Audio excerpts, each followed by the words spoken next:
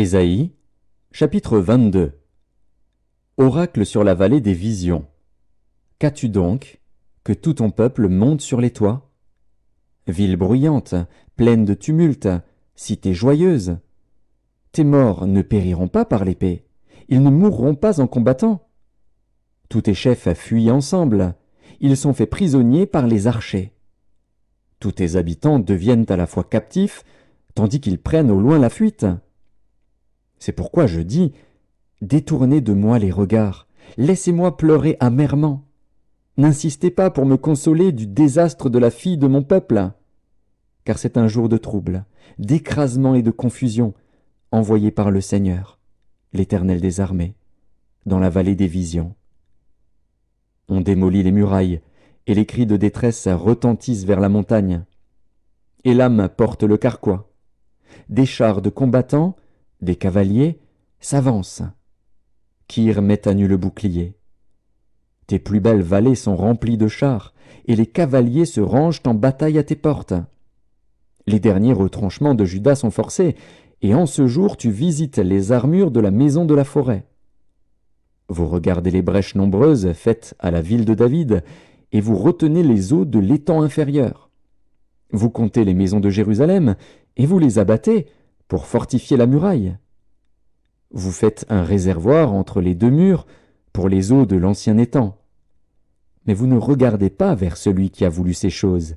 Vous ne voyez pas celui qui les a préparées de loin.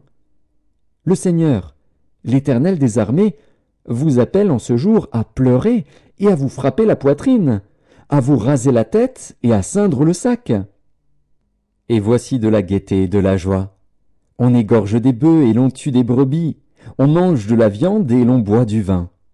Mangeons et buvons, car demain nous mourrons. L'Éternel des armées me l'a révélé. Non, ce crime ne vous sera point pardonné que vous ne soyez morts, dit le Seigneur, l'Éternel des armées. Ainsi parle le Seigneur, l'Éternel des armées. Va vers ce courtisan, vers Shebna, gouverneur du palais. Qu'y a-t-il à toi ici, et qui as-tu ici, que tu creuses ici un sépulcre? Il se creuse un sépulcre sur la hauteur, il se taille une demeure dans le roc. Voici, l'Éternel te lancera d'un jet vigoureux. Il t'enveloppera comme une pelote. Il te fera rouler, rouler comme une balle, sur une terre spacieuse. Là tu mourras. Là seront tes chars magnifiques. Ô toi, l'opprobre de la maison de ton maître. Je te chasserai de ton poste. L'Éternel t'arrachera de ta place. En ce jour-là, j'appellerai mon serviteur Eliakim, fils de Hilkija. Je le revêtirai de ta tunique, je le ceindrai de ta ceinture, et je remettrai ton pouvoir entre ses mains. Il sera un père pour les habitants de Jérusalem et pour la maison de Juda.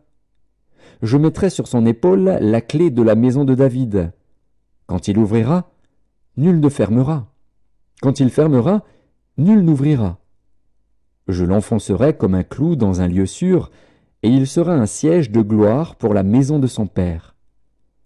Il sera le soutien de toute la gloire de la maison de son père, des rejetons nobles et ignobles, de tous les petits ustensiles, des bassins comme des vases.